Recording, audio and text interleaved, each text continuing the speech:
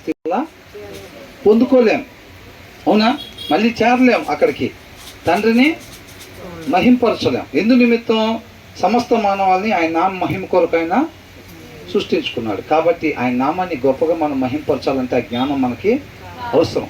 ఈ లోకంలో ఉంటా ఈ లోక మాలిన్యం మనకి అంటకుండా ఉండాలి అని అంటే ఆ జ్ఞానం మనకి అవసరం. ఆ జ్ఞానం లేకపోతే ఈ లోకంలో ఉంటా ఈ లోక మాలిన్యం మనకు అంటకుండా చూసుకోలేమో, ఆ జ్ఞానం లేకపోతే గనక. అవునండి. కాబట్టి ఆ జ్ఞానం మనకు అవసరమా కాదా? అవసరం. ఆ జ్ఞానం లేకపోతే దేవుని చిత్తాన్ని మనం నెరవేర్చలేము. ఏ ఒక్కళ్ళు కూడా ఈ భూమి మీద నెరవేర్చలేరు దేవుని చిత్తాన్ని. కాబట్టి అంత మ్యాండేటరీ అన్నమాట ఆ జ్ఞానం మనకి తప్పనిసరిగా అవసరం. యేసుక్రీస్తు వారికి కూడా ఆ జ్ఞానం పొందుకునే తండ్రి దగ్గర నుంచి తండ్రి చిత్తాన్ని నెరవేర్చారు. కాబట్టి మనకు కూడా ఆ జ్ఞానం ఖచ్చితంగా అవసరం అన్నమాట. ఇప్పుడు 3వ అధ్యాయం మొదటి 2 వచనాలు చూసాం మనం. ఏంటంటే ఆ 2 వచనాలు ఏముంది ఇది చూడాలండి. ఇంకా మొదటి 2 వచనాలు ఏముంది?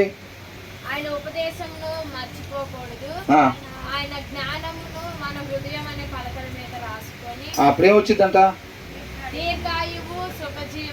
అప్పుడు నిత్య జీవాన్ని తీసుకొస్తాయి అంట. మనకి పోగొట్టుకున్న స్థితికి చేరుస్తాయి అంట. పోగొట్టుకున్న స్థితికి ఏం చేరుస్తాయి అంట? మీ హృదయంలో నా ఉపదేశాన్ని నా వాక్యాన్ని మీ హృదయంలో ఉంచుకున్నట్లయితే గనక అది మిమ్మల్ని పోగొట్టుకున్న స్థితికి తండ్రి దగ్గరికి చేర్చిద్ది. మీరు యుగ యుగాలు జీవించి ఉండేవారిగా చేసిద్ది ఆ వాక్యం, నా మాట. అది మీ హృదయం లోపల ఉంచుకోవాలి అని అంటున్నాడు. ఏమన్నాడు? My son, do not forget my teaching. నా ఉపదేశాలను నువ్వు మర్చిపోవద్దు అని అంటున్నాడు. ఆయన కృపను బట్టి మనకి ఇచ్చిన ప్రతి క్షణం కూడా దాన్ని ఎలాగ ఉపయోగించాలి, వాక్యం ఏం చెప్తుంది, ఈ క్షణం ఈ సమయంలో మనం ఎలాగ ఉండాలని వాక్యం చెప్తుంది. కొంతమంది ఏం చేస్తారంటే వాక్యాన్ని అసలు పరిగణలోకి తీసుకోరు. వాళ్ళ ఇంట్లో వాళ్ళు ఏం చెప్పారు, వాళ్ళకేమనిపించింది దాని ప్రకారం వాళ్ళు ముందు కొనసాగుతూ ఉంటారు అనమాట. అలా ఉండటానికి వీల్లేదు. ప్రతి ఒక్కరు కూడా ఏంటంటే ప్రతి క్షణం మనం సజీవులుగా ఉన్నాము అని అంటే కేవలం వాక్యంలో నుంచే మనం తీసుకోవాలి. ఈ సమయంలో మనం ఏం చేయాలి, ఎలా చేయాలి అనేది. ఒక ఫంక్షన్ చేయాలంటే, ఒక పుట్టినరోజు చేయాలి, వాక్యం ఏమని చెప్తుంది. ఒక జన్మదినాన్ని ఏ రీతిగా గడుపుకోవాలని వాక్యం చెప్తుంది. ఒక వివాహం దినం గడుపుకోవాలనుకోండి, లేదు ఒక వివాహం చేయాలనుకోండి, వివాహాన్ని గురించి వాక్యం ఏం చెప్తుంది, ఎలా చెప్తుంది, ఏమేం చెయ్యొచ్చు అని చెప్తుంది. వివాహం అనగానే ప్రార్థన చేసుకొని మన ఇష్టం వచ్చినట్టుగా ఎమ్మటే చేయటానికి వీల్లేదండి. అర్థమవుతుందండి? వాళ్ళు ఏం చేస్తారంటే ఒకడు కొట్టేసి అక్కడ పెట్టేసి పెళ్ళిని చేస్తారు. మనం ఏం చేస్తామంటే మనం ఇట్లా పెట్టుకొని అదే కార్యక్రమం మొత్తం కొనసాగుతూ ఉంటాయి. అవునా? నలుగురు వేస్తూ ఉంటాం, పెళ్లి కార్డులు పసుపులు వేస్తూ ఉంటాం, తలంబరాలు వేస్తూ ఉంటాం, తాలిబొట్లు, మళ్ళీ ఇప్పుడు మిగతాయి మొత్తం. అవునా? తర్వాత ఏమంటాం? సార్లు అంటాం, మళ్ళీ ఈ రోజు అడగబోవాలంటాం, ఆ రోజు ఈడకు రావాలంటాం, ఎంతమంది రావాలంటాం, ఈ తీసుకెళ్ళాలంటాం, లెక్క పెట్టుకొని తీసుకెళ్ళాలి. ఎవరు వాళ్ళందరూ చేసేది? ఎవరు చేసేది? వాళ్ళేమో ఇట్లా చేస్తారు, మనం ఏం చేస్తాం? మనం ఇట్లా చేస్తాం. అంతే తేడా, అంతే తేడా అండి. అట్లా చేయటానికి వీల్లేదు. అర్థమవుతుందండి? ఏ కార్యక్రమం అయినా సరే వాక్యం ఏమి చెబుతుంది. ఒకళ్ళు చనిపోయినా, ఒకళ్ళు పుట్టినా, ఒకళ్ళు ఏదన్నా సాధించినా, ఒక సెలబ్రేషన్ అయినా, ఒక థ్యాంక్స్ గివింగ్ అయినా సరే ఏదైనా వాక్యం ఏమి చెప్తుంది.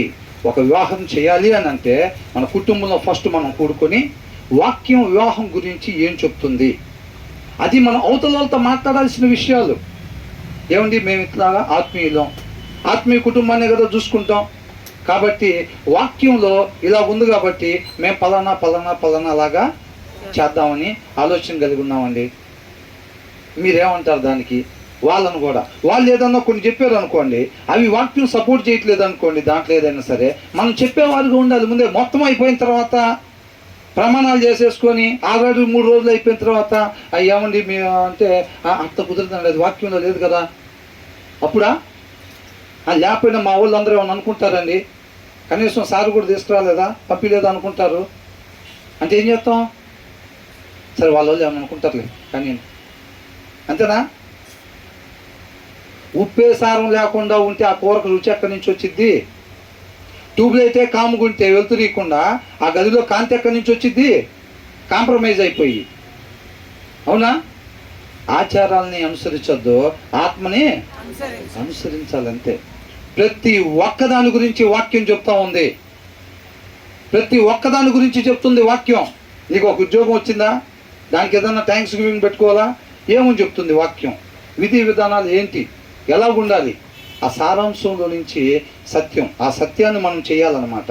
ఆ సత్యం మనం స్వతంత్రంగా చేసింది. ఒక్కొక్క మెట్టు ఆ బావిలో నుంచి పైకి వెళ్ళటం, ఆ సత్యాన్ని అనుసరించటం అనేది ఒక్కొక్కటి ఒక్కొక్క మెట్టు. అవతలలో క్వాలిఫికేషన్స్ కాదండి, విధి విధానాలు ఏంటి. అసలు ఫస్ట్ మన వివాహం ఎలా జరపాలనుకుంటున్నాం, ఈ లోకానికి వెలుగుని ఎలా చూపించాలనుకుంటున్నాం. వాళ్ళు ఇలా చేశారు.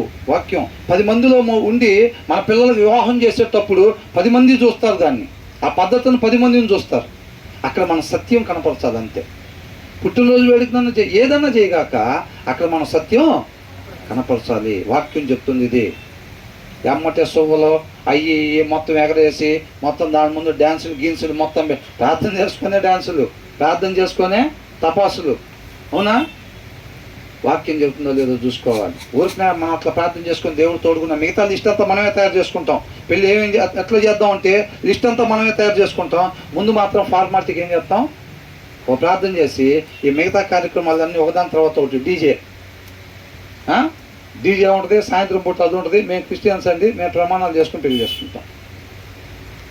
డీజే పెట్టచ్చా? అది కాబట్టి మనం దాని ప్రకారంగా ఉండాలి. ఆయన ఉపదేశాన్ని ఏం చేయకూడదంట? మర్చిపోవద్దు.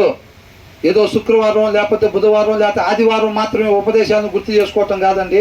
ఆయన కృపను బట్టి మనకిచ్చిన ప్రతి క్షణం అంట ఆయన ఉపదేశం ఏం చెప్తుంది, ఎలా ఉండమని చెప్తుంది, ఉద్యోగం ఎలా చేయమని చెప్తుంది, హౌస్ వైఫ్ గురించి వాక్యం ఏం చెప్తుంది, ఒక ఎంప్లాయీ గురించి వాక్యం ఏం చెప్తుంది, ఒక బిజినెస్ మ్యాన్ గురించి వాక్యం ఏం చెప్తుంది, ఒక ఖాళీగా ఉండే వాళ్ళ గురించి అయినా వాక్యం ఏం చెప్తుంది. అర్థమవుతుందండి? ప్రతి దాని గురించి వాక్యాన్ని పరిగణలోకి తీసుకోవాలి. వాక్యమే పరిమాణంగా పెట్టుకోవాలి మనం. అర్థమవుతుందండి? దాన్ని బట్టి చూసుకొని మనం మాట్లాడుకోవాలి, అవతల వాళ్ళతో డిస్కషన్ చేయాలి, అవతల వాళ్ళతో చూసుకొని ఒక ఆత్మీయ కుటుంబమా కాదో చూసుకోవాలి. చక్కగా చూసుకొని వాళ్ళతో మాట్లాడుకొని ఆ పద్ధతులు ఏంటన్నది చూసుకొని దాని ప్రకారంగా ఇరువురికి 2 కుటుంబాలకి ఓకే అయితే దాని ప్రకారంగా ముందుకు వెళ్ళేవారుగా ఉండాలన్నమాట. ప్రార్థన చేసుకోవాలని, ప్రార్థన చేయకూడదని చెప్పట్లేదు. కాబట్టి వాక్యాన్ని పరిగణలోకి తీసుకొని దాని ప్రకారం మనం ప్రతిదీ కూడా ముందుకి వెళ్ళాలి. ఎందుకంటే కుటుంబం పట్ల దేవుడికి ఒక గొప్ప ప్రణాళిక ఉందన్నమాట. ఆ ఇరువురు కలిసి దేవుడి నామాన్ని మహింపరచాల్సిన అవసరం ఉంది ఖచ్చితంగా. తర్వాత వాళ్ళకి దేవుడు సంతానాన్ని ఇస్తాడు. ఆ సంతానాన్ని వాళ్ళు ఎలా పెంచాలి, ఆత్మీయంగా ఒకరినొకరు సహకరించుకోవాలి. అవునా కదండి? ఇవన్నీ కూడా జాగ్రత్తగా చూసుకొని చేయాలి. పిల్లలకి ఈ లోపలే ఒక వివాహం పట్ల, ఒక కుటుంబ వ్యవహారాల పట్ల ఒక అవగాహన రావాలి. నీకెందుకు రా నువ్వు లోపలికి వెళ్ళు, నీకెందుకమ్మా ఇవన్నీ లోపలికి వెళ్ళు, అవన్నీ లోపలికి పంపిస్తూ ఉంటారు. వాళ్ళకి ఎట్లా అర్థమైంది? అవేర్నెస్. అవునా? ఇప్పుడు భయంకరమైన రోగాలు హెచ్ఐవి అవి మంచి పనులు చేస్తూ వచ్చేదా? గవర్నమెంట్ పబ్లిసిటీ అవేర్నెస్ క్రియేట్ చేసింది. జనాలకు అవగాహన లేకపోతేనే ఇబ్బంది. అవునా కదా? కాబట్టి అవేర్నెస్ అన్నమాట. ఆ పిల్లలకు కూడా ఒక వివాహం అంటే ఏంటి, ఒక భాగస్వామి అంటే ఏంటి, ఎలాగా అసలు ఏంటి, ఇరువురు కలిసి ఏం చేయాలి, తర్వాత ఇవన్నీ కూడా పిల్లలకు ఒక నేర్పాలి. సొసైటీలోకి ఎవరిని పంపించాలి? మనం అనుకున్నాం కదా, ఒక రూత్ని, ఒక నయోమిని, ఒక బోయాజిని మనం తయారు చేసి పంపాలి. తర్వాత మన జీవితాలు ముగించినా సరే వాళ్ళు ఆ రీతిగా ముందుకి 10 సార్లు చదవాలి, బైబిల్ చదవాలి కాదు. వాళ్ళ ముందు మనం కూర్చొని చదువుతున్నట్టు కనపడకపోతే, నువ్వు నేను ఏదైతే చెబుతున్నామో అది మన జీవితాల్లో కనపడకపోతే, వాళ్ళని ఇక్కడ చదవమంటున్నారు చూసారా, వాళ్ళు ఇక్కడ చదివింది మన జీవితాల్లో వాళ్ళకి కనపడకపోతే వాళ్ళల్లో అది రాదు. నువ్వు ఊరకనే 1-10 సార్లు చెప్పడం కాదు. కొంతమంది ఏం చేస్తారు అంటే, నేను ఎట్టగా అయిపోయింది, నా జీవితం ఎట్ట అయిపోయింది, వాళ్ళు అట్ట కాకూడదని అంటూ ఉంటారు. వాళ్ళని చేయమని చెప్పేది ఎక్కడ వీళ్ళు చేస్తున్నట్టు కనపడరు. ఈ తల్లిదండ్రులు బైబిల్ తీసి చదివేది వాళ్ళ పిల్లలకి ఎక్కడ కనపడరు. పొద్దున్నైతే ఏం చెబుతూ ఉంటారు? బైబిల్ చదువు అంటూ ఉంటారు. వీళ్ళు మాత్రం బైబిల్ తీసి చదివేది వాళ్ళ పిల్లలు చేయరు. ఓహో, అదనమాట వాక్యం అంటే. ఒకరికి చెప్పాలనుకుంటా చదవమని. మనం కూడా చదవద్దు నాన్నలాగా, మనం కూడా ఇంకెవరికన్నా చెబుదాం. ఏంటంట మనం కూడా ఎవరికైనా చెబుతాం వాక్యం చదవమని. మనం చదవకపోయినా పర్వాలా. నాన్న అట్లాగేగా చేస్తుంది, అమ్మ కూడా అట్లాగేగా చేస్తుంది, అవునా కదా? వాడు ఏం చేయాలి? విన్నవాడు వాడు వీడిని చూస్తాడు కదా. ఏం చూస్తాడు? వీడు చదవకుండా అవతలోడికి చెప్పటం చూస్తాడు. వాడు కూడా ఏం చేస్తాడు? వాడు కూడా ఓకే మనం చదవాల్సిన అవసరం లేదు, మనం కూడా ఇంకొకరికి చెప్పాలి. ఓవరాల్గా ఏమైతే రేపు ఎత్తబడే వాళ్ళు ఎంతమంది ఉంటారు? ఒక్కళ్ళు కూడా ఉండరు. నీతిమంతులు ఎవరంట? వినేవాళ్ళ, చదివేవాళ్ళ, దాన్ని అనుసరించేవాళ్ళు. అనుసరించాలంటే ఎలాగంట? నువ్వు నీతిగా న్యాయంగా అనుసరించాలి యెహోషువ. నువ్వు అలాగ ఉంటేనే వాళ్ళందరికీ నువ్వు మాదిరిగా ఉంటావు. ఏది న్యాయం ఏది అన్యాయం వాళ్ళకు నువ్వు తీర్పులు తీరుస్తూ ఉండాలి. సెటిల్మెంట్ చేయాలి కదా మరి యెహోషువ అంటే, అవునా? లీడర్గా ఉన్నవాడు. నువ్వు అలా ఏది నీతి న్యాయమో నీకు తెలియాలి, నువ్వు అనుసరించాలంటే నువ్వేం చేయాలి? ఫస్ట్ నువ్వు దాన్ని చదువుతూ ఉండాలి. ఎప్పుడు వరకు చదవాలి ప్రభువా? అంతం వరకు నువ్వు చదువుతూ ఉండాలని అన్నాడు. అర్థమవుతుందండి? కాబట్టి మనం కూడా ఏం చేయాలి? దాన్ని అనుసరించాలంటే మనం కూడా వాక్యాన్ని చదవాలి అని అంటున్నాడు. ప్రతిదీ కూడా అండి, ప్రతిదీ కూడా వాక్యం ఏమని చెప్తుంది దీని గురించి అనేది పరిగణలోకి తీసుకోవాలి. మాదిరి కనపరచాలి. ఆచారాలు జనాలు ఏమనుకుంటారు, ఏమనుకుంటారేమో. అమ్మాయి పెళ్లి చేశారులే కానీ అది చేయలేదు ఇది చేయలేదు అనుకుంటారేమో. అబ్బాయి పెళ్లి చేశారులే కానీ అసలు ఇలా ఇచ్చారా? దాని ముందు రోజు ఏం చేస్తారు? చేశారా? తెచ్చారా ఇవన్నీ లెక్క ప్రకారంగా? తేపోతేనంట ఎంత డబ్బులో ఫైన్ వేశారంట మొన్న ఒక దగ్గర. ఒకటి తగ్గిందంట. ఒకటి తగ్గితే వాళ్ళ అవతలో లేదు అడిగితే అయ్యి అంత ఇల్లు ఇవ్వాలంట. ఇప్పుడు అట్లాంటివన్నీ, అవునా? కాబట్టి మనం జాగ్రత్త కలిగి వాళ్ళు ఏమనుకుంటారు వీళ్ళు ఏమనుకుంటారు కాదు. కాంప్రమైజ్ భక్తి చేస్తే యేసుక్రీస్తుకి సిలువేయాల్సిన అవసరం లేదు, అవునా? ఇంకోసారి చెప్పనండి అని అంటే అయిపోయిద్దిగా, అవునా? పౌలు గారు తలకాయ తీసేయాలా? ఇంకోసారి రానండి అంటే అయిపోయింది. పేతురునైనా శిష్యుల్ని ఎవరినైనా సరే వాళ్ళు చేయాల్సింది మొత్తం చేసి చివరిలో జడ్జిమెంట్ అప్పుడేంటి? ఇంకెప్పుడు కూడా చేయనండి, అసలు ఇంకా ఇంకెప్పుడు చెప్పనండి, ఇంకెప్పుడు ఇటు రానండి అంటే అయిపోయింది, వదిలిపెట్టేసారా? వాళ్ళు అలా కాంప్రమైజ్ భక్తులు చేశారా? కాంప్రమైజ్ భక్తులు కాదు. జనాలు ఏమని అనుకుంటారేమో, జనాలు అనుకుంటారు అని చెప్పి మనం ఆచారాన్ని ఏం చేస్తాం? జాగ్రత్తగా మనం పాటించి తీసుకునేది తర్వాత తరాలకి ఏం చేస్తాం? అప్పగిస్తాం. ఆ ఇంట్లో ఒక అమ్మాయి పెళ్లి చేశారు లేదా ఒక అబ్బాయి పెళ్లి చేశారు, చేయగానే ఏమైంది? ఆ ఇంట్లో తర్వాత పెళ్లి వయసుకు వచ్చిన వాళ్ళు, తర్వాత పిల్లలు, మిగతా కుటుంబస్తులు వీళ్ళందరూ కూడా చూస్తారు, ఓయ్ వాళ్ళు ఇది చేశారు, వాళ్ళు ఇలా చేశారు, మనం కూడా అలా చేయాలి, అలా చేయాలి, అలా చేయాలి. వీళ్ళు ఏం చేశారు? చేసి జాగ్రత్తగా తర్వాత వాళ్ళకి ఆచారాన్ని అందించారు. వాళ్ళు కూడా ఏం చేస్తారు? దాన్ని చేసి దాన్ని కూడా ఆచారాన్ని తర్వాత తరానికి చూస్తూ ఉంటారా లేదా? ఖచ్చితంగా చూస్తారు. 25 సంవత్సరాల వాళ్ళు పెళ్లి చేస్తుంటే 20వ సంవత్సరంలో ఉండే వాళ్ళకి మొత్తం చూసి మైండ్లో పెట్టుకుంటారు. ఆ పెళ్లికి వెళ్ళిన వాళ్ళు వీళ్ళు కూడా మైండ్లో పెట్టుకుంటారు, ఓకే మన అమ్మాయి కూడా ఒక సంవత్సరంలో పెళ్లి చేద్దాం అనుకుంటున్నాం కదా, ఇట్లాగా చేయాలన్నమాట అని పెట్టుకుంటారు. ఆచారాన్ని తర్వాత తరానికి అందిస్తూ ఉంటారు అన్నమాట. సత్యాన్ని అందించాలి. దేన్ని? సత్యాన్ని అందించాలి. ప్రతిదీ ఆయన నామ మహిమ కొరకే ఉపయోగించాలి. ఒక ఉద్యోగం వచ్చిందా, థ్యాంక్స్ గివింగ్ ప్రేయర్ పెడుతున్నావా, వాక్యం ఏం చెప్తుంది దాని ప్రకారంగా నువ్వు చేసి 10 మందిని పిలిచినప్పుడు వాళ్ళు సత్యం చూస్తారు అక్కడ. ఇది కదా వాక్యంలో ఉండేది, అవునా? వాక్యానుసారమైన థ్యాంక్స్ గివింగ్ ఇది కదా, వాక్యానుసారమైన వివాహం అది కదా. వాళ్ళు చూసే ఎంత చక్కగా వివాహం చేశారో, అవునా? అట్లాగా పుట్టినరోజుకి కావచ్చు, పెళ్లి రోజుకి కావచ్చు, ప్రతిదానికి కూడా ఆయన కృపను బట్టి ఇద్దరిని జతపరిచాడండి. ఆ దినం దాన్ని సెలబ్రేట్ చేసుకుంటే దేవుడికి థ్యాంక్స్ గివింగ్ చెప్పడం తప్పేం లేదు. అయితే వాక్యం ఏం చెప్తుందో పరిగణలోకి తీసుకొని దాని ప్రకారంగా చేయాలి. భార్య ఏం చెబుతుందో, నా ఇష్టాలు ఏమైతే ఉన్నాయో, అత్తగారు ఏం చెప్పారో, మామగారు ఏం చెప్పారో కాదు, అవునా? వాక్యం ఏం చెప్తుందో, వాక్యం ఏం చెప్తుందో.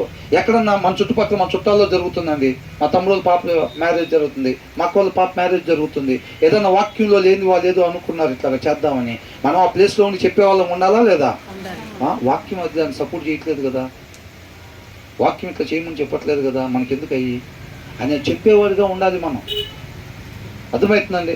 వాళ్ళు ఇంకొక నలుగురికి కనపరిచేవారుగా ఉండాలన్నమాట. కాబట్టి ఫస్ట్ లైన్లో ఏమంటున్నాడు? నా ఉపదేశాన్ని నువ్వు ఎప్పుడెప్పుడంట? ప్రతి క్షణం కూడా. అర్థమవుతుందండి? ప్రతి క్షణం కూడా వాక్యంలో ఏదైతుందో దాని ప్రకారంగానే మనం నడుచుకోవాలి. But keep my commands in your heart అని అన్నాడు. ఏంటంట? ఎక్కడ పెట్టుకోవాలంట? ఆయన ఏం చేయమంటున్నాడు, ఏం వద్దు అంటున్నాడు, ఎక్కడ పెట్టాలంట? హృదయంలో పెట్టుకోవాలి. తక్కువ విలువైన వస్తువులు ఎక్కడ పెడతాం? ఆ డైనింగ్ టేబుల్ మీద, ఆ సోఫాల్లోనో, లేకపోతే అక్కడెక్కడ పెడతాం. బాగా విలువైన ఎక్కడ పెడతాం? లాకర్లో పెట్టుకుంటాం. అవునా? ఇది ఎక్కడ పెట్టాలంట? దీంతో పోల్చదగింది ఏముంది? ఎంతకన్నా విలువైంది ఇంకా లేదు. కాబట్టి దీన్ని ఎక్కడ దాయాలంటున్నాడు? ప్లేస్ కూడా ఆయనే చెప్తున్నాడు చక్కగా. అవునా? దీన్ని ఎక్కడ పెట్టుకోవాలి, అక్కడ ప్లేస్ కూడా ఆయనే చెప్తున్నాడు అన్నమాట. ఎందుకంటే నిన్ను నడిపించేది అదే. ఒక స్టీరింగ్ లాంటిది. పడవని ఎట్లా తిప్పుతా ఉంటే అది ఎటు తిప్పుతాటు వెళ్తూ ఉంటుంది. ఒక మనిషిని నడిపించేది ఏంటి? హృదయం. హృదయం నడిపించుద్ది అన్నమాట. ఆ హృదయంలో వాక్యం లేకుండా ఉంటే ఆ హృదయంలో నుంచి మోసకరమైంది వచ్చింది. ఆ శరీరం ఏం చేసిద్ది? దాన్ని అనుసరించింది. ఆ హృదయంలో వాక్యం పెట్టామనుకో, ఇటు చూడాలని అందరూ అయిపోయిందా 10 నిమిషాలకి. ఇప్పుడు హృదయం అనేది ఎంటీ బాక్స్ లాంటిది. అవునా కదా? దాంట్లో వాక్యం లేకపోతే దాంట్లో నుంచి ఏమొచ్చింది? మోసకరమైంది వచ్చింది. ఆ శరీరం దాన్ని అనుసరించింది. లేదు, ఆ హృదయంలో దేవుని వాక్యం ఉంచామనుకోండి, అప్పుడు ఏం చేసిద్ది? ఆ హృదయంలో నుంచి మంచి వచ్చిద్ది. ఆ శరీరం ఏం చేసిద్ది? ఆ మంచిని అనుసరించిద్ది అన్నమాట.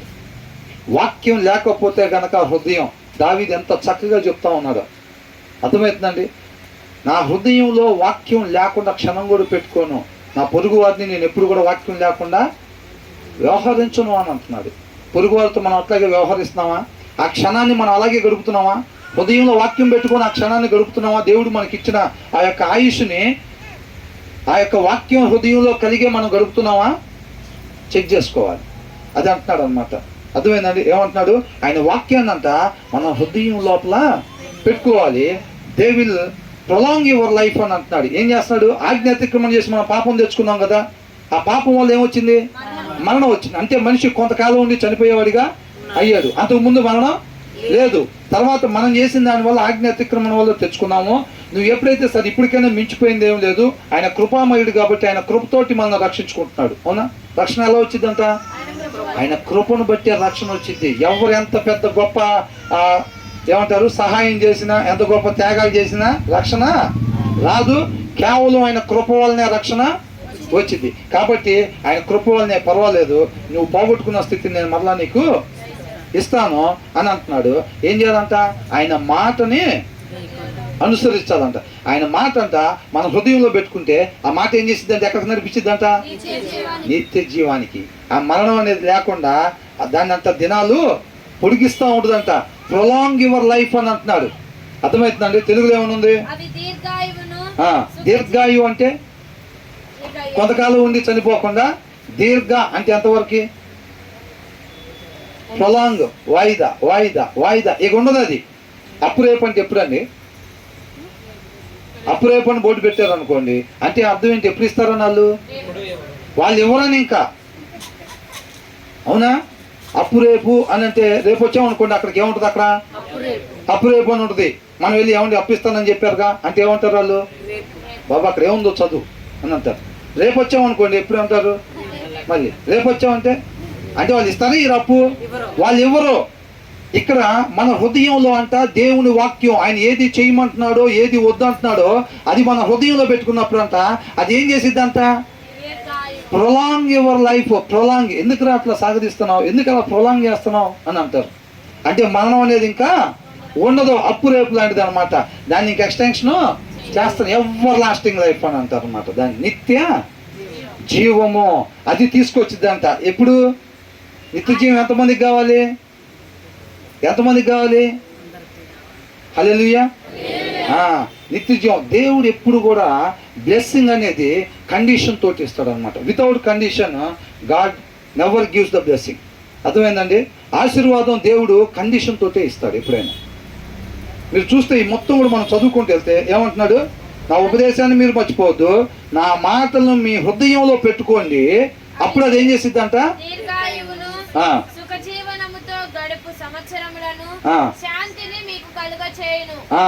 శాంతిని, పీస్, సమాధానం. అంటే దావీదు దాంట్లో కూడా చెప్పాడు కదా, ఏమన్నాడు? వాళ్ళ దినాల్లో కనాన్ అనే విశ్రాంతిలో ప్రవేశించినట్లయితే నేడు ఒక దినం గురించి ఎందుకు రాస్తాడు దావీదు అని చెప్పాడు కదా. అంటే ఏంటి? విశ్రాంతి నిలిచుందా లేదా?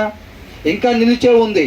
ఎవర్ లాస్టింగ్ లైఫ్, నిత్య జీవంలోకి ఎప్పుడైతే మనం ప్రవేశిస్తామో అప్పుడు విశ్రాంతిలోకి మనం ప్రవేశించినట్టు. ఆ విశ్రాంతిలోకి ఏది ప్రవేశింపజేసిద్దంట మనల్ని? దేవుని వాక్యం మన హృదయంలో ఎప్పుడైతే పెట్టుకుంటామో అది నిత్య జీవాన్ని ఇచ్చింది. And bring you peace and prosperity అని అంటున్నాడు. అర్థమవుతుందండి? ఆ తర్వాత ఏమంటున్నాడు? ఒకవేళ మన హృదయంలో వాక్యం పెట్టుకోకపోతే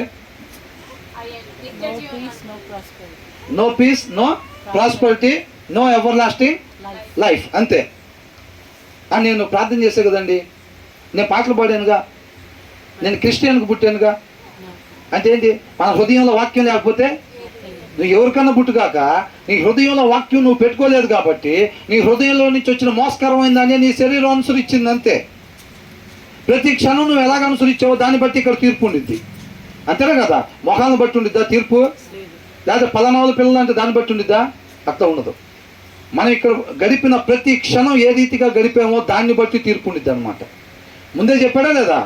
కృపామయుడు ముందే మన క్వశ్చన్ పేపరు ఇచ్చారు. అయినా చదువుకోకపోతే ఇక చేసేదేమీ లేదు.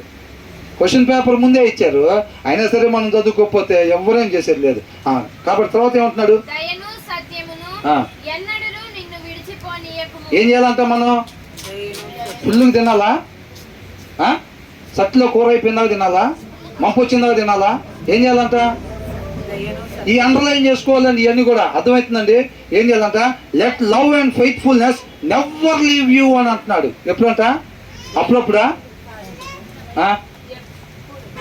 ఎప్పుడు కూడా, ఏ క్షణం కూడా నువ్వు వాటిని విడిచి ఉండకూడదు అని అంటున్నాడు. ఏంటిదంట? లవ్ ప్రేమ, అండ్ ఫెయిత్ఫుల్నెస్ నిజాయితీ. ఏంటంట? నిజాయితీగా ఉండాలంట, నీతి న్యాయంగా ఉండాలి. అర్థమవుతుందండి? దాన్ని ఏం చేయకూడదంట? ఏం చేయకూడదు? నెవర్ లీవ్, ఎప్పుడు కూడా దాన్ని విడిచిపెట్టద్దు. అర్థమవుతుందండి? అప్పుడు ఏమంటున్నాడు? Bind them around your neck అని అంటున్నాడు. ఏం చేయాలంట మనం? ఇట్లాగా ధరించుకోవాలంట. Bind them round your neck, write them on the tablet of your heart. ఏం చేయాలంటే నీ హృదయం అనే పలక మీద దాన్ని రాసుకోవాలంట. బైబుల్లో అండర్లైన్ కాదండి. ఏం చేయాలంట? నీ హృదయం అనే పలక మీద రాసుకోవాలి. ఏం రాయాలంట? అక్కడ రాస్తారు కదా, దయను సత్యమును నువ్వెన్నడూ కూడా విడిచిపోవద్దు అనేది మన హృదయంలో రాసుకోవాలంట. పచ్చబొట్లు కాదు చెక్కుకోవాల్సింది. ఏంటి? ఎక్కడ ఎక్కడ ఏం చెప్తారు? పచ్చబొట్లు రాస్తూ ఉంటారు. అక్కడ కాదంట. ఎక్కడ రాసుకోవాల్సింది? హృదయంలో రాసుకోవాలంట. ఏది పడితే అది మా అమ్మాయి రాసినట్టు బొమ్మలు వేయటం కాదు. దారిలో కారులో వేసిద్ది, ట్రైన్లో వేసిద్ది, ఇంట్లో వేసిద్ది, హోటల్కి వెళ్తే హోటల్లో వేసిద్ది. అర్థమవుతుందండి? ఎక్కడ పడితే అక్కడ కూర్చొని ఒక ఇల్లు ఫస్ట్ అయితే ఒక ఇల్లు వేయటం, దారి వేయటం, చెట్లు వేయటం, ఎక్కడ పోయినా ఏ బొమ్మలు. అవునా? అట్లా హృదయం ఏది పడుతుంది కాదంట రాసేది. ఏం రాయాలంట?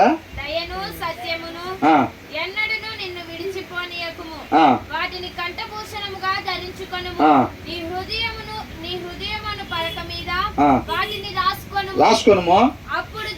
ఏంటంట? ఏంటంట? ఎప్పుడంట? ఎప్పుడంట? ఎప్పుడంట? అప్పుడు. ఎప్పుడు? అప్పుడు. ఎప్పుడు? దయని సత్యాన్ని నువ్వు ఎప్పుడు కూడా విడిచిపోకుండా ఉంటే నీ మెడలో దాన్ని ఏం చేయాలంట? కంఠాభూషణంగా దాన్ని ధరించుకుని ఉంటే, నీ హృదయం అనే పలక మీద వాటిని నువ్వు రాసుకుని ఉంటే, అంటే ఖచ్చితంగా నీ జీవితంలో దయని సత్యాన్ని ఎప్పుడైతే అనుసరించి నడుస్తూ ఉంటావో అప్పుడు అని అన్నాడు. అవునా? అది ధరించుకోకపోతే కిందదేమి రాదు. అది దేవుడు. అర్థమవుతుందండి? దేవుడితో నడవటం అంటే అది. అబ్రహాం దేవుడితో నడిచిన అని అంటే మనం ఇక్కడి నుంచి అక్కడ దాకా పోయినట్టు కాదు. ఆటో చెక్ పోస్ట్ దాకా, బస్ స్టాండ్ దాకా నడుచుకుంటే ఇద్దరు కలిసిపోయినట్టు కాదు అది. అర్థమవుతుందండి? అబ్రహాం దేవుడితో నడిచిన అంటే ఏంటంట? ఆయన ఎప్పుడైతే ధరించుకుంటే అప్పుడు అనగానే అబ్రహాం దాన్ని ధరించుకుని ఉండేవాడు. ఎప్పుడు దాన్ని విడిచిపెట్టేవాడు కాదు. నా ఉపదేశాన్ని మరొక అంటే ఆయన ఎప్పుడు కూడా మర్చిపోయేవాడు కాదు. నా మాటలు నీ హృదయంలో భద్రపరచుకో, అది నీకు ఎవర్ లాస్టింగ్ లైఫ్ ఇచ్చిందంటే దాన్ని భద్రపరుచుకునేవాడు. ఆయన ఏదైతే చెప్తాడో దాన్నే అబ్రహాం చేస్తూ ఉండేవాడు. ఆయన వద్దు అనేది చేసేవాడు కాదు. అది దేవునితో నడవటం అంటే. అబ్రహాం లాగా నీతో నడిచే కృపను దయచేయను ఆయన అని అంటే, ఆయన ఏది చెప్తాడో దాని ప్రకారంగా ఉండటానికి సిద్ధపాటు కావాలి. అర్థమవుతుందండి? అబ్రహాం లాగా దేవుడితో నడవాలని ఎంతమందికి ఉందండి? ఎంతమందికి ఉంది? అబ్రహాంకు ఉన్నది ఏంటో తెలుసండి? మాట్లాడేది సర్వ సృష్టికర్త. ఎవరు? సర్వ సృష్టికర్త మాట్లాడబోతున్నాడు అనే ఆ యొక్క గ్రహింపు ఉండేది అనమాట. ఆయన ఏదైతే చెప్తున్నాడో అదే నా జీవిత విధానం, వేరొక విధానం లేదు. That is Abraham. నువ్వు నేను కూడా అబ్రహాం ఆశీర్వాదం పొందుకోవాలి అని అంటే మనం కూడా అబ్రహాం లాగా దేవునితో నడవాలి. ఊరికినే బుధవారాలు, శుక్రవారాలు, ఆదివారాలు 2 సార్లు వస్తే ప్రయోజనం లేదు. మేకప్ వేసుకొని 30 సార్లు వస్తే ప్రయోజనమే ఉంది. వాక్యం ఏం చెప్తుంది దాని గురించి? మేకప్లని కాదండి, మా గురించి కూడా చాలా ఉన్నాయి. వాటి గురించి కూడా వాక్యం ఏం చెప్తుంది? అసలు ప్రతిదీ కూడా చెక్ చేసుకోవాలి. ఎన్ని వర్షిప్లకు వచ్చాం, ఎన్ని సంవత్సరాల నుంచి వస్తున్నాం, బాప్తీసం తీసుకోండి, సీనియారిటీ ఎంత ఉంది అది చెక్ చేస్తారా రేపు ఆ గేట్ దగ్గర?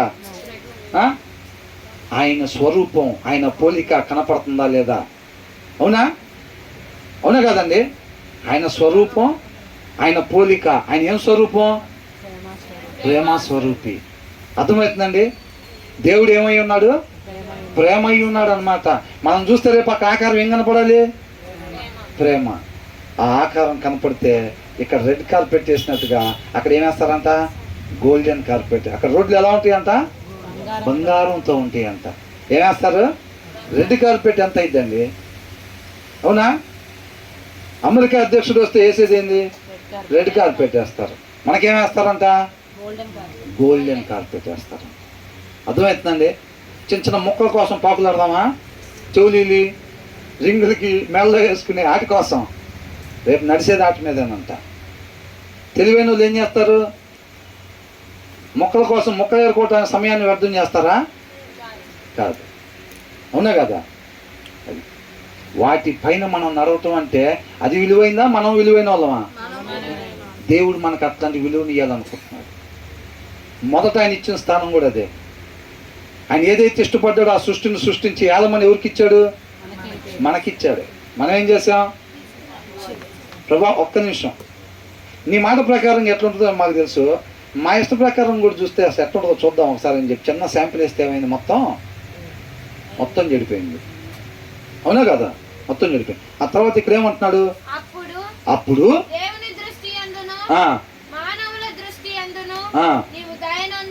ఎప్పుడంట? అప్పుడంటే ఎప్పుడు? చిన్నప్పుడా?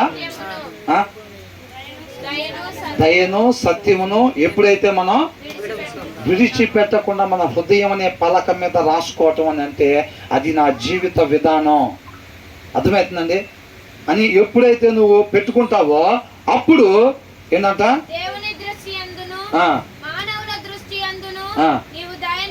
నీవు దయను మంచివాడవని ఎవరి దృష్టిలో? దేవుని దృష్టిలో అన్నమాట. అవి కానీ మనం పెట్టుకోకపోతే, మన జీవితంలో దయా సత్యం కనపడపోతే, లవ్ అండ్ ఫెయిత్ఫుల్నెస్ కనపడపోతే, నిజాయితీ ప్రేమ మన జీవితాల్లో లేకపోతే దేవుడు మనకు ఫేవర్గా ఉంటాడా? ఉండడు. ఏమన్నాడు? Then you will win favour and a good name in the sight of God and man అని ఉంది. అర్థమవుతుందండి? అప్పుడు దేవుడు మనకు అనుకూలంగా ఉంటాడు. నువ్వు ఎప్పుడైతే ప్రేమ కలిగి ఉంటావో, నువ్వు ఎప్పుడైతే నిజాయితీగా ఉంటావో అప్పుడు నేను నీకు అనుకూలంగా ఉంటాను అని అంటున్నాడు. అర్థమవుతుందండి?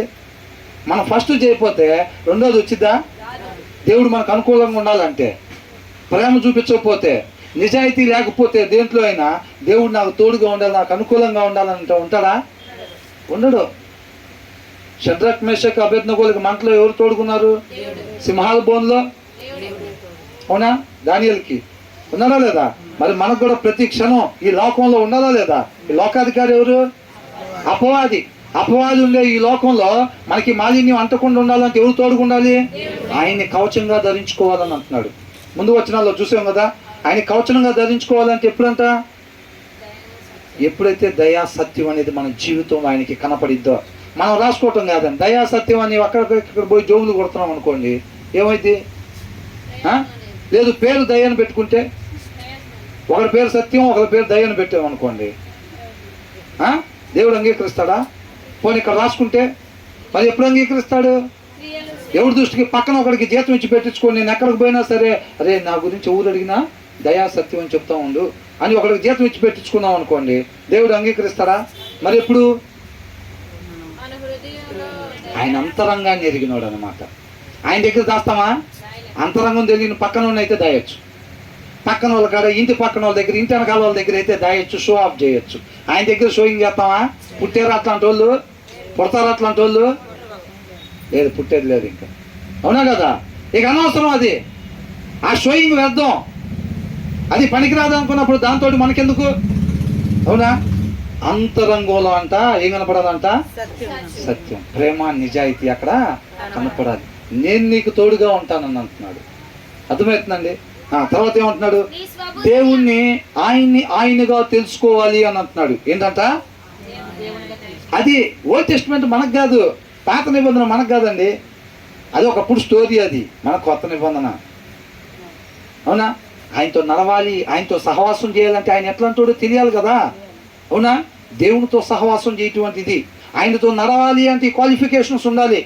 ఈ రెండో వచనం మనం ఆయన దగ్గర నుంచి పొందుకోవాలి. కిందదంటే మొదటి వచనం మనలో కనపడాలి. అర్థమవుతుందండి? మన ఫ్రెండ్ కాదు, మనం ఎట్ట పడితే అట్ట సిగరెట్లు తాగుతున్నాం, మందు తాగుతున్నాం, మనతో ఎవడు పడితే సాహసం చేయడానికి దేవుడు అట్లాంటోడు కాదు. దేవుడు ఒకరితో సహవాసం చేయాలంటే వాళ్ళకి క్వాలిఫికేషన్స్ ఉండాలన్నమాట. అర్థమవుతుందండి? కాబట్టి దేవుడు పాపం ఉండే ప్లేస్లో ఆయన ఉండడు. నేనే నిర్మించాను నిన్ను, అయినా సరే నీలో పాపం ఉంది. ఏమన్నాడు? మోషేతో వెళ్తే ఏమన్నాడు? నేను మీతో పాటు రాను, మీరు వెళ్ళండి అని అన్నాడు. నువ్వు వస్తే తప్ప మేము వెళ్ళమన్నాడు. నేను మీతో పాటు వచ్చానంటే మీరు చేసిన పనులను బట్టి మిమ్మల్ని దారిలోనే సంహరిస్తాను అని అన్నాడు. ఏమన్నాడు?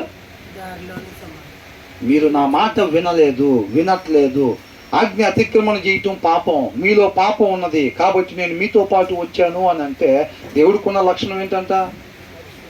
పాపం ఉండే దగ్గర ఆయన ఉండడు. నేను పరిశుద్ధులను కనుక మీరు కూడా ఆయనతో ఉండాలంటే అలా ఉండాలి. అర్థమవుతుందండి? ప్రతి ఒక్కరు తండ్రితో పాటు యుగాలు ఉండాలని కోరుకుంటా ఉన్నాడు. అందరి కోసం ప్రాణం పెట్టాడండి ఆయన, అందరి కోసం ప్రాణం పెట్టాడు. ఉపయోగించుకోవటం చేత కావాలి మనకి. ఇంకా ఆయన తాడు లోపలికి వేసాడు, ఆయన కుమారుడు అనే తాడు, వాక్యం అనే తాడు లోపలికి వేసాడు, దాన్ని పట్టుకొని పైకి రావటం చేత అవ్వాలి. నేనే చెప్తాను ఎక్కడెక్కడ కాలు పెట్టాలి, ఎక్కడ చేయి పెట్టాలి, ఎలా పైకి రావాలో కూడా నేనే చెప్తాను అంటున్నాడు. నా కృపను కోరుకో, నా శక్తి నీకు సహాయంగా పెడతానని అంటున్నాడు. చేత అవ్వాలి ఇంక మనకి. అర్థమవుతుందండి? ఇష్టపడాలి. ఆయన హృదయం అనే తలుపు దగ్గర నుంచొని తడతాడు తప్ప బలవంతంగా లోపలికి జొరబడటానికైనా ఇష్టపడ్డాడు. మనం ఎప్పుడైతే ప్రభువా నీవు లేకుండా నేను మంచిది చేయలేను ప్రభువా, నీ వల్లే సాధ్యం, నీ కృపను ఆశ్రయిస్తున్నాను ప్రభువా, ఎప్పుడైతే మన జీవితం మీద అధికారం ఆయనకి ఇస్తామో ఆయన జయించిన లాగున మనల్ని కూడా జయింపజేయగలిగిన వీరుడు అనమాట. అవునా కదా?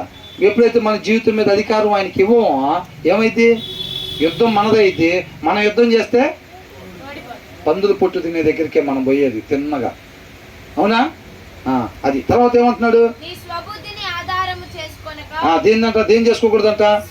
స్వబుద్ధిని అంటే అప్పుడు ఆధారం చేసుకున్నా చూసావా? పండు తినే దగ్గర ఏం చేశాడు ఆయన? ఏం చెప్పాడు? వద్దు అన్నాడు. ఏమనిపించింది? తిందామనిపించింది. అవునా? ఎవరి బుద్ధి ఆధారం చేసుకుంది? ఆయన బుద్ధా? ఏం బుద్ధా? ఏం బుద్ధి? బుద్ధి అంటే ఏంది? ఆలోచన. ఆయన ఆలోచన మీరు చావకుండా ఉన్నట్లు దాన్ని తినబాకండి, అది మేలు అని అన్నాడు. ఏం ఆలోచన వచ్చింది? తింటే దేవుడిలాగా అయిపోతామంట, చూస్తేనేమో రమ్యంగా ఉంది, తిందామని ఏమో కనిపించింది. ఏం ఆలోచన? తిందామనిపించింది. ఆయన ఆలోచన వద్దని తెలియపరిచాడు ఆల్రెడీ. ఎవరు ఆలోచన చేసింది? స్వబుద్ధిని, ఆమె సొంత బుద్ధిని ఇంప్లిమెంట్ చేసింది సృష్టికి విరుద్ధంగా. అర్థమవుతుందండి? ఒక సృష్టి ఏం చేయాలి? సృష్టికర్త ఏ ఉద్దేశం కొరకైతే నిర్మించాడో దాని కొరకే ఆ సృష్టి జీవించాలంతే. అవునా? అట్లా కాకుండా ఏం చేసింది? సొంత బుద్ధిని ఉపయోగించింది. కాబట్టి ఏం చెప్తున్నాడు? చక్కగా ట్యూషన్ పిల్లలకు చెప్తున్నట్టుందండి నాకైతే మాత్రం. నేనైతే అక్కడ కూర్చొని ఉన్నా, లాస్ట్లో నేనైతే అక్కడ కూర్చొని ఉన్నా. చక్కగా ట్యూషన్ పిల్లలకి ఎట్లా చెప్తున్నాడు దేవుడు, చక్కగా అట్లాగా నేర్పిస్తున్నాడు. ఏంటంట? నీ స్వబుద్ధిని ఆధారము చేసుకొనక ఎలాగంట? ఎలాగా? 24 గంటల్లో ఎంత టైము? పూర్ణ హృదయం అంటే మన వాక్యం చదివేది ఎంత టైం అండి? 5 నిమిషాలా? ఎక్కువ బ్రదర్, 5 నిమిషాలు దాకా వెళ్ళారా మీరు? అంత టైమా ప్రార్థన చేసేది? మంచం మీద అడిగేసేటప్పుడు ఓహో ఇదొకటి ఉంది కదా అని చెప్పి అడుగుని కిందేసి ఎమ్మటే 3-4 చదవటమే రెగ్యులర్ ప్రేయర్ చేసేసుకోవటం. అమ్మాయి ఖచ్చితంగా టైం పెడితే 6 సెకండ్లు ఉంటుందండి. అది ఎంత ఉంటుంది? 6 సెకండ్లు ఉంటుంది కరెక్ట్గా. అది చాలా సేపు చేసినట్టుంటుంది వాళ్ళు. తర్వాత ఏమంటున్నాడు? నీ స్వబుద్ధిని ఆధారం చేసుకొనక నీ పూర్ణ హృదయంతో యెహోవా యందు నమ్మిక ఉంచాలంట. నీ సొంత బుద్ధిని ఆధారం చేసుకోకుండా ఏం చేయాలి? పూర్ణ హృదయంతో యెహోవా యందు నమ్మిక ఉంచాలన్నమాట. నమ్మకం అంటే ఎలాంటి నమ్మకం? దేవుడు ఒక్కడే అని నమ్ముటం మంచిదే, అలాగూ దెయ్యములు కూడా నమ్మి వణుకుతున్నాయి అంట. అవునా? కాబట్టి ఆ నమ్మకం వాటిని నిలబెట్టిందా? నిలబెట్టదు. దెయ్యాలకు ఉండే నమ్మకం ఏంటంట? నమ్ముతే వాటికి సంబంధించిన క్రియలేమి కనపడవు. కానీ అబ్రహాం నమ్మకం ఎలా ఉంటుంది? నమ్ముతాడు, ఆ నమ్మిన దానికి సంబంధించిన క్రియలు కనపడాలి. ఇక్కడ ఏమంటున్నాడు? నీ స్వబుద్ధిని ఆధారము చేసుకొనక అని అంటే అవ్వ చేసినట్టుగా అంట మన సొంత బుద్ధిని ఆధారం చేసుకోకూడదు. మన సొంత బుద్ధిని ఆధారం చేసుకున్నామా లేదా అనేది దేవుడు ఎలా పరిగణలోకి తీసుకుంటాడంటే మనం చేసే క్రియలను బట్టి పరిగణలోకి తీసుకుంటాడు. అర్థమవుతుందండి? అవ్వ తన సొంత బుద్ధిని ఆధారం చేసుకుందని మనకి ఎట్లా తెలుసు? ఆమె చేసిన క్రియ వలన ఆమె సొంత బుద్ధిని ఆధారం చేసుకుందా లేకపోతే దేవుణ్ణి ఆధారం చేసుకుందా అనేది మనకి అర్థమైంది. ఎవరైనా సరే వాళ్ళ క్రియలను బట్టి అనమాట. మనం కూడా ఏం చేయాలంట? మన సొంత బుద్ధిని ఆధారం చేసుకోకూడదంట. పూర్ణ హృదయంతో యెహోవా యందు నమ్మిక ఉంచాలంట. అంటే అబ్రహాం కలిగిన నమ్మకం ఉంచాలన్నమాట. అంటే క్రియలతో కలిగిన ఎవరు ఏందంట నమ్మకం ఉంచాల్సింది? యెహోవా యందు అంటే ఆయన మాట యందు. నువ్వు ఆయన మాట యందు నమ్మకం ఉంచుతున్నావు అంటే నా క్రియలు ఎలాగుండాలి? ఆయన మాటను అనుసరించే క్రియలే ఉండాలి. ఎప్పుడైతే నువ్వు నేను ఆయన మాట అయ్యున్న వాక్యాన్ని మాత్రమే అనుసరిస్తూ ఉంటామో అప్పుడు యెహోవా యందు నమ్మిక ఉంచినట్టే. ఎంతమందికి అర్థమైందండి ఈ విషయం? ఆ క్రియను బట్టి మన స్వబుద్ధిని ఆధారం చేసుకున్నామా, అనుసరించామా, లేకపోతే యెహోవా యందు నమ్మికని ఉంచామా అని. యెహోవా యందు నమ్మిక ఉంచటం అంటే క్రియలు కలిగిన నమ్మకం అన్నమాట. యెహోవా యందు నమ్మిక ఉంచాము అనేది మనకి ఎలా తెలిసిద్ది అంటే దేవుడు ఎలా పరిగణలోకి తీసుకుంటాడు అని అంటే ఆ యెహోవా మాటను మనం ఎప్పుడైతే అనుసరిస్తూ ఉంటామో, అనుసరించే క్రియలు చేస్తూ ఉంటామో అప్పుడు ఆ క్రియలను బట్టి దేవుడు ఏమంటాడు? నా యందు నమ్మిక ఉంచాడు అని అనుకుంటారు. అర్థమవుతుందండి? అట్లా చేయాలి. దేన్ని ఆధారం చేసుకోకూడదంట? స్వబుద్ధిని, మన సొంత బుద్ధిని ఆధారం చేసుకోకూడదు. మనోహ అనుకున్నాడు కదా, ఏమని? ఆయన మామూలుగా పెంచడం రాదా? ఆయన సొంత ఆలోచనలు లేకపోతే భార్యని ఇచ్చాడా లేదా? ఏం చేద్దాం మనోడిని ఏం చేద్దామని అడిగితే ఆమె చెప్పదా? ఈయనకి సొంత ఆలోచనలు ఉంటాయిగా, అలా పెంచుదాం అనుకున్నారా? అలా కాదంట. అర్థమవుతుందండి? ఆయన ఏదైతే చెప్తాడో దాని ప్రకారంగా నడుచుకోవాలి. తర్వాత ఏమంటున్నాడు? ఏం చేయాలంట? మన ప్రవర్తన అంతటి యందు ఎప్పుడెప్పుడంట? బుధవారం, శుక్రవారం, ఆదివారం 1 గంట, పొద్దున పూట, సాయంత్రం 1 గంట మన జీవితాల మీద అధికారం ఆయనకి ఇచ్చినట్లయితే అంతేనా? ఎప్పుడంట మరి? అంతటి యందు ఆయన కృపను బట్టి మనకిచ్చిన ప్రతి క్షణం అనే ఆయుష్ కూడా అంట అధికారం ఎవరికి ఇవ్వాలంట? ఆయనకి అధికారం ఇచ్చినప్పుడు ఎవరు చెప్పిన మాట వింటాం? మన శరీరం ఏది చెబుతుందో దాన్ని వింటామా లేకపోతే ఆయన మాట వినాలా? ఆయన మాట. మన జీవితం మీద ఆయనకి అధికారం ఇచ్చాము అని ఎలా చెప్తాం? ఆయన మాట ప్రకారం ఎప్పుడైతే నడుచుకుంటా ఉంటామో అప్పుడు మన జీవితం మీద అధికారం ఆయనకి ఇచ్చినట్టు మన క్రియల ద్వారా అంగీకారాన్ని తెలియపరచాలి. నోటి ద్వారా కాదండి, మనకు బాగా వచ్చిన విద్య ఇది. ఏంటంట? నోటి ద్వారా. మీరెవరి కోసం? మా దేవుని చిత్తం కొరకే. బోధార్థం వేసి ఎదిగిన జీవితాలు ఎక్కడది వాటికి సంబంధించిన క్రియలు కనపడవు. పాటలు పాడమంటే బ్రహ్మాండంగా పాడతాం. మన జీవితాలు ఎదిగితే ఈస్ట్ వైపు చూసినా, నార్త్ వైపు నుంచి చూసినా, సౌత్ వైపు నుంచి, పడమర నుంచి, ఉత్తరం వైపు, దక్షిణ వైపు నుంచి చూసినా ఆ పాటకు సంబంధించిన క్రియలు అక్కడ మన జీవితాల్లో కనపడవు. అర్థమవుతుందండి? అట్లాగేనా? అట్లా కాదంట.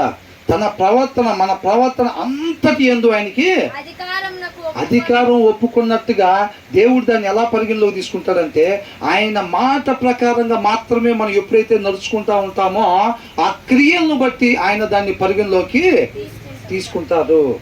అది అధికారం ఇవ్వటం అంటే. అవునా? ఆ తర్వాత ఏమంటున్నాడు? ఎప్పుడంట? ఎప్పుడు? ఎప్పుడు ప్రవర్తన అంతటి యందు ఆయనకి అధికారం ఇచ్చినప్పుడు మన సొంత బుద్ధిని ఆధారం చేసుకోకుండా మన పూర్ణ హృదయంతో ఆయన యందు మాత్రమే నమ్మిక ఉంచినప్పుడు, అవునా, మన ప్రవర్తన అంతటి యందు ఆయనకి అధికారం ఒప్పుకున్నప్పుడు అప్పుడు ఏంటంట? ఆ కింద చెప్పేది ఏం చెప్తున్నాడు? ఆయన సరళం చేయకపోతే ఎడిపోతాం మనం. చక్కగా పిల్లలకి జారబండి అంటే ఎంత ఇష్టమో, అవునా? కింద నిత్య నరకం అని రాసి ఉంటుంది. చక్కగా జారబండి ఎక్కినట్టుగా స్వయం అనేది వెళ్ళిపోతూ ఉంటాం మనం. ఎప్పుడు ఆయన ఏంటంట? మన త్రోవల్ని సరళం చెయ్యకపోతే. అర్థమవుతుందండి? ఆయన మన త్రోవలను కానీ సరళం చెయ్యకపోతే నిత్య జీవంలోకి మనం వెళ్ళలేము. మరి మనం నిత్య జీవంలోకి వెళ్ళాలి అంటే ఏం చేయాలంట? ఆయన మన త్రోవలు సరళం చేయాలి. మన జీవితం అంటే రేపు నీ దినం నా దినం ఎలా ఉంటుందో తెలుసా? దినం అంటే ఆ దినం కాదండి, డే. ఆ దినం అంటే బ్రదర్ జనరల్గా బల్లలు, టేబుళ్ళు, టెంట్లు, భోజనాలు, ఆ దినం కాదు. రేపు అనే దినం. ఎల్లుండు మీ నాన్నకి, మీ అమ్మకి, మీ బాబాయికి, మీ అక్కకి, మీ అన్నకి, మరి ఎవరికి తెలుసు? ఆయన సరళం చేయాలంట. రేపు అనే దినం మనకు సిద్ధపాటు చేయాల్సింది ఎవరు? ఆయన చేయాలంట. ఆయన ఎప్పుడు సరళం చేస్తాడంట? రేపు అనే దినం నీ పరిశుద్ధతను నువ్వు కాపాడుకునే దినంగా నేను ఉంచుతా. అవునా? రేపు నీకుండే రేపు అనే దినానికి నేను కాపలి కాస్తానని అంటాడు దేవుడు. ఎప్పుడంట? మన సొంత బుద్ధిని ఆధారం చేసుకోకుండా ఉంటే, మన పూర్ణ హృదయంతో ఆయన యందు మాత్రమే క్రియలతో కూడిన నమ్మకం కలిగి ఉంటే, మన జీవితం, మన ప్రవర్తన అంతటి యందు ఆయనకి మాత్రమే అధికారం ఒప్పుకున్నప్పుడు అప్పుడు ఏం చేస్తాడంట? మన త్రోవలను ఆయన సరళం చేస్తాడంట. అర్థమవుతున్నాడా దేవుడు? అర్థమవుతున్నాడా? మన సొంత బుద్ధి, మన ఇష్టానుసారం వారవంతుడి ప్రభావ త్రోవలు సరళం చేయి. In the name of Jesus సరళం చేయి. ఏంటంట? తండ్రి పేరు పట్టుకొని వచ్చాడు. ఏం తీసుకొచ్చాడండి? అపవాది ఏం తీసుకొచ్చాడు? యేసుక్రీస్తు దగ్గరికి పడగొడటానికి వాక్యం ఏంది? అది తండ్రి మాట. చూసారా? ఏం తీసుకొచ్చాడు? తండ్రి మాటను తీసుకొని వచ్చాడు యేసే దగ్గరికి. చాలా మంది ఈ రోజుల్లో అబద్ధ బోధకులు కూడా ఏం చేస్తున్నారు? అపవాదిని అంట in the name of Jesus నా పాదాలు కింద వేసి దాని తలనంటే ఏం చేస్తున్నానంట? చితక దొక్కుతున్నాడు అంట. మళ్ళీ ఇంకొకరి దగ్గరికి వచ్చింది. మళ్ళీ అట్టగా వస్తాడా అపవాది వస్తాడా? ఒకసారి ప్రకటన గ్రంథం చివరిలో అపవాదికి ఎప్పుడైతే మరణ శిక్ష విధింపబడిద్దో దాని తర్వాత అపవాది అనే పాత్ర ఇంకా ఉండడు. అర్థమవుతుందండి? పోయినసారి నెట్టి వేయబడ్డాడు, కిందకి చంపబడలేదు. అవునా? తర్వాత చివరి దినాల్లో చంపబడతాడు. ఈ లోపల తొక్కటాలు, తీటాలు ఇవన్నీ కూడా ఉట్టిదే. డాండూన్ డుస్క్ అవన్నీ ఏంటంట? అవన్నీ ఉట్టిదే, నమ్మబాకండి. ఆయన ఎవరికన్నా కొత్త వాళ్ళని పిలిచామంటే ఇక్కడికి బోధకులు ఏం చేస్తారు? ప్రసంగం స్టార్ట్ చేసిన దగ్గర నుంచి అయిపోయిందాక 30 నుంచి 50 సార్లు దొక్కుతాడు ఆయన తలకే. అన్నిసార్లు చచ్చిపోతాడు ఒక వ్యక్తి. చచ్చిపోతాడా? చచ్చిపోడు. అవునా? కాబట్టి ఏం తీసుకుని వస్తాడు? వాక్యం తీసుకుని వచ్చాడు. కాబట్టి ఆయన సరళం చేయాలన్నమాట. మన మార్గాల్ని సరళం చెయ్యాలి అని దేవునితో నడవటం అంటే అదండి.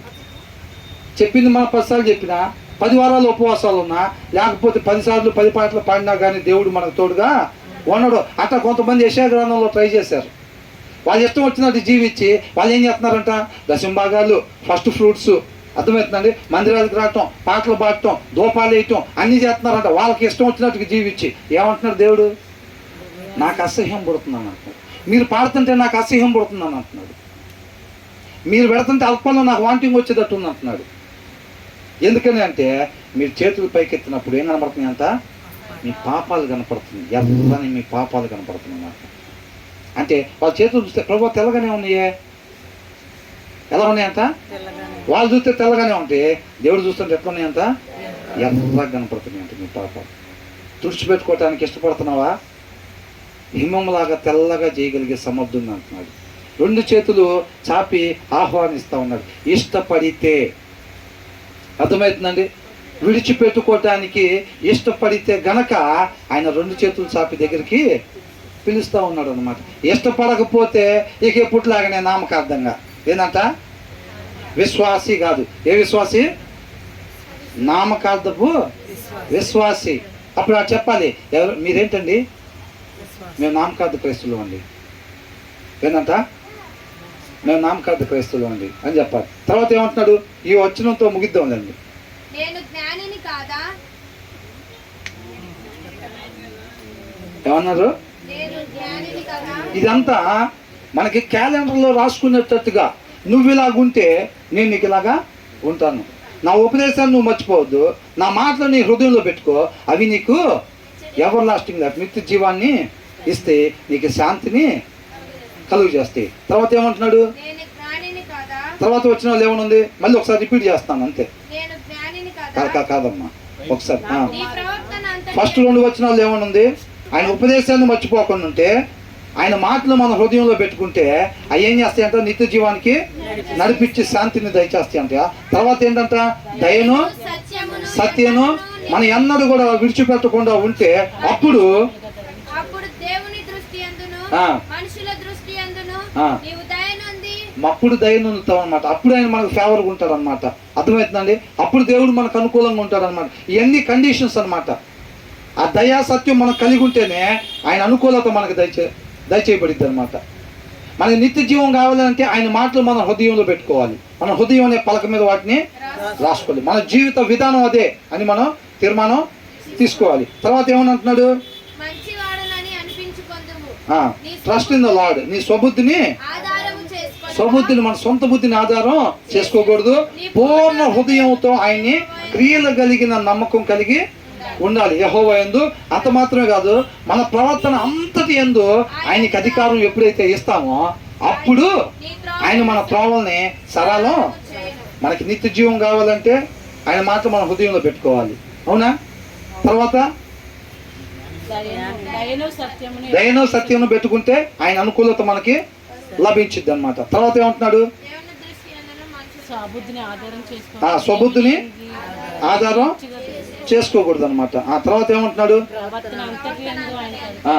అప్పుడు ఆయన త్రోవలు మనకి సరళం చేస్తాడంట. ఒకటి నిత్య జీవం వచ్చిద్దంట, రెండోది ఏం చేస్తాడంట, అనుకూలత, ఆయన మనకి తోడుగా ఉంటాను అని అంటున్నాడు.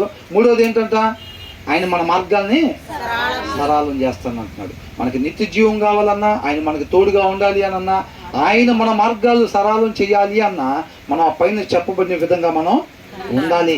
ఉండకుండా మనం ఎన్ని ప్రార్థనలు చేసినా, ఎన్ని పాటలు పాడినా సరే, ఎంత ఆరాధనలో పార్టిసిపేట్ చేసినా అవి రావు. తర్వాత ఏమంటున్నాడు, నేను జ్ఞానిని కదా అని నీవు అనుకునవద్దు. అసలు మందే ఉందండి, ఎవరన్నా అనుకుంటారా? గొప్ప పరిచర్య చేసిన వాళ్ళు జ్ఞానవంతులు అని అనుకుంటారా? అవునా? ఆయన నోట నుంచి జ్ఞానం వచ్చిద్దంట. ఎక్కడి నుంచి వచ్చిద్దంట? ఆయన నోట నుంచి జ్ఞానం వచ్చిద్దంట. నేను జ్ఞానిని కదా అని నువ్వు అనుకునవద్దు.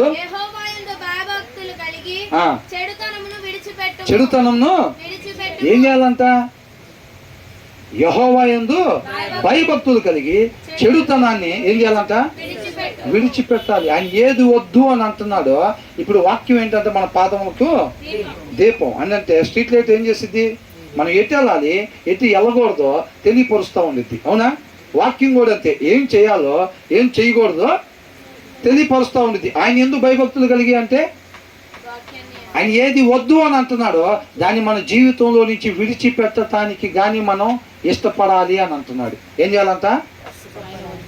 ఆయన మాట ద్వారా ఏది వద్దు అని చెప్తున్నాడో మన జీవితంలో దాన్ని విడిచిపెట్టడానికి మనం ఇష్టపడాలి. నేను జ్ఞానిని కదా అని నువ్వు అనుకొనవద్దు. ఇప్పుడు దానియేలు ఉన్నాడండి, ఏమన్నాడు? ఒక లీడర్ కావాలి ఇక్కడ మొత్తం ఇట్లా చేసేటట్టుగా అంటే ఇంకెవరు ఉన్నారు, అంతటి జ్ఞానం నువ్వే, దేవుడు నీకు దర్శన భావాన్ని తెలియపరిచాడు కాబట్టి నీ అంత జ్ఞాని నా దగ్గర కూడా ఎవరు లేరు, నువ్వే ఉండాలంటే దానియేలు ఏమన్నాడు? నాది కాదు, దేవుడు ఇస్తే తప్ప నేను నీకు చెప్పలేను. ఇప్పుడు ఏమన్నాడు? దేవుడు నీతో మాట్లాడాలని ఇష్టపడ్డాడు నెబుకద్నెజర్ అని అన్నాడు. ఏమన్నాడు? దేవుడు నీతో మాట్లాడాలని ఇష్టపడ్డాడు, నీకు ఆ విషయం తెలియపరచాలని చెప్పి నాకు తెలియజేశాడు ఆ విషయాన్ని అని అన్నాడు. అర్థమవుతుందండి?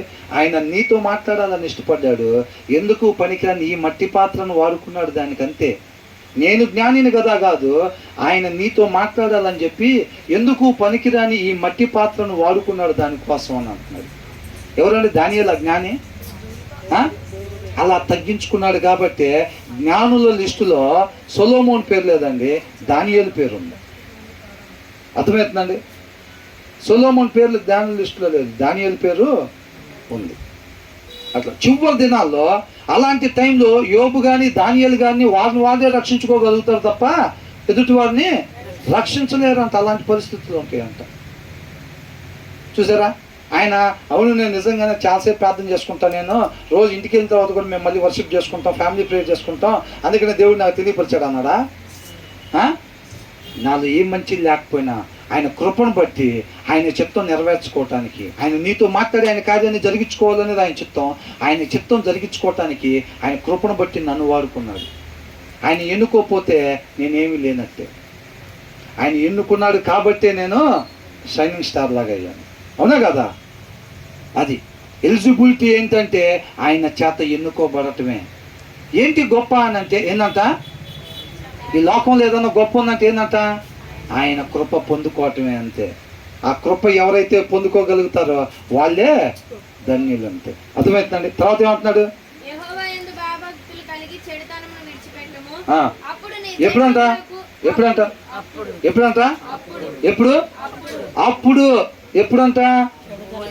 ఎప్పుడైతే నేను జ్ఞానిని కదా అని నెబుకద్నెజరు నా కోసం నేను నిర్మించుకున్న కోట కదా ఇది అని ఇట్లాంటి ఫీలింగ్స్ ఏమీ లేకుండా నేను జ్ఞానిని కదా అందుకే ఇలా చెప్తున్నా, నేను జ్ఞానిని కదా అందుకని ఇట్లా ప్రార్థన చేస్తున్నా, నేను జ్ఞానిని కదా అందుకని ఇలా పాటలు రాస్తున్నా అని నువ్వు ఎప్పుడు కూడా అనుకోకుండా ఉండి ఏం చేయాలంట?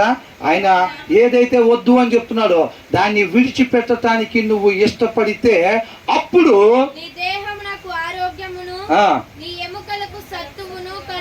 ఏంటంట? Do not be wise in your own eyes, fear the Lord and shun evil, this will bring health to your body. ఏముందండి? దేహం అంటే ఉట్టి శరీరం కాదండి, బాడీ అంటే ప్రాణాత్మ దేహాలు అని. అర్థమవుతుందండి? ఇంగ్లీష్లో ఏమనుంది? To your body. బాడీ అంటే ఏంటి? సమస్తం. అర్థమవుతుందండి?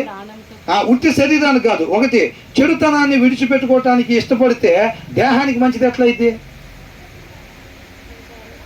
దేహానికి ఏదైనా ఒక అవకాడో ఫ్రూట్ లాంటిది తిన్నాం అనుకోండి, అప్పుడు శరీరానికి మంచిది. అవునా? ఇక్కడ ఏం చెప్తున్నాడు పైన వచనంలో? నేను జ్ఞానిని కదా అని నువ్వు అనుకోబాక అని అంటున్నాడు. దానివల్ల నీ ఆరోగ్యానికి మంచిది కాదుగా. ప్రాణాత్మ దేహాలకు, ఓవరాల్ బాడీ. అర్థమవుతుందండి? ఓవరాల్ బాడీకి ఏంటంట? This will bring health to your body. ఏమిచ్చిందంట?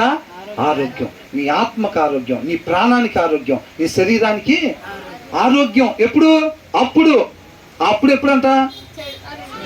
ఎప్పుడైతే నువ్వు జ్ఞానిని కదా అని నువ్వు అనుకోకుండా ఉంటావో. అర్థమవుతుందండి? మన తలెత్తుకొని నేను బ్రహ్మాండంగా పాటలు పాడుతున్నాను తెలుసుగా అని చెప్పి లోపలికి వస్తున్నాం అనుకోండి, నేను బ్రహ్మాండంగా వాక్యం చెబుతున్నాను తెలుసుగా అనుకుని వస్తున్నాం అనుకోండి, ఏమైందంట? మన ప్రాణాత్మ దేహాలకి ఆరోగ్యం ఉండదు. ఎప్పుడు కూడా మనం ఏం చేసుకోవాలి? ఉపేక్షించుకోవాలి, అంతే. ఎప్పుడు కూడా. అర్థమవుతుందండి? అంతం వరకు మనం ఎలా ఉండాలంటే మన షేపు జీరో. అంతం వరకు మనం జీరోగా ఉండాలి. ఎంతమంది ఇష్టపడతారు అలా ఉండటానికి? సరే బాధపడతాను నాకు చెప్పాలి, ఏం చేస్తాం? అలా ఉంటేనే మరి ఆయనతో పాటు ఉండేది రేపు. అర్థమవుతుందా? ఇక్కడ జీరోగా ఉంటే వచ్చిన నష్టమేమీ లేదు, అదే మనకు మేలు. అవునా కదా? హల్లెలూయా. కాబట్టి ఏమంటున్నారు తర్వాత? అప్పుడు నీ దేహం నాకు ఆరోగ్యమును, అప్పుడు నీ దేహమునకు ఆరోగ్యమును, నీ ఎముకలకు సత్తువును కలుగును. ఎముకలు ఏం చేస్తాయండి అసలు? అసలు మనం నిలబడాలంటే ఏం కావాలి? కొంతమంది తొంగిపోయి ఉంటారు, ఒంగోని వెళ్ళిపోతూ ఉంటారు నడుచుకుంటా. కొంతమంది పెద్దవాళ్ళు ఏం చేస్తారు, పెద్ద వయసు వాళ్ళు అట్లా ఒంగోనే నడుచుకుంటూ వెళ్తూ ఉంటారు. ఏంటంటే ప్రాబ్లం? వాళ్ళు ఎన్నపోసా అది పోయింది, పని చేయట్లా. అవునా? కొంతమంది కాళ్ళు నిలబడలేవు, ఇంతలా ఉంటాయి కాళ్ళు చూస్తేనేమో, కానీ స్వచ్ఛపడిపోయి ఉంటాయి. ఏం పని చేయట్లా? ఎముకలు పని చేయట్లా. ఎముకలు ఏం చేస్తాయి? బాడీని నిలబెడతాయి అన్నమాట. అర్థమవుతుందండి? మన ఆత్మీయ జీవితాన్ని నిలబెట్టాయి అన్నమాట. అందుకేమంటున్నాడు, this will bring health to your body and nourishment to your bones. Nourishment అంటే ఆహారము అని అర్థం. అర్థమవుతుందండి? ఆ ఎముకలకి కావలసిన ఆహారం అంటే మన ఆత్మీయ జీవితాన్ని నిలబెట్టడానికి కావలసిన ఆత్మీయ ఆహారం అని. ఎప్పుడు మనల్ని మనం ఉపేక్షించుకొని నేను జీరో, నేను జ్ఞానిని కదా అని మనం ఎప్పుడు కూడా అనుకోకుండా మనల్ని మనం పూర్తిగా ఉపేక్షించుకొని తగ్గించుకొని ఉంటామో వాళ్ళ ఆత్మీయ జీవితాలంతా చక్కగా నిలబడేటట్టు కావాల్సిన ఆహారాన్ని దేవుడు దయచేస్తాను అని అంటున్నాడు. నువ్వు ఎప్పుడైతే నీదనేది 1% అన్న ఉందని పెట్టుకున్నావు అనుకో, నీ ఆత్మీయ జీవితం నిలబడదు. అర్థమవుతుందండి? నేను జ్ఞానిని కదా నువ్వు ఎప్పుడు కూడా అనుకోకూడదు అని అంటాడు. మనం పూర్తిగా ఎప్పుడైతే ఉపేక్షించుకుంటామో తగ్గించుకుంటామో అప్పుడు ఏమైందంట,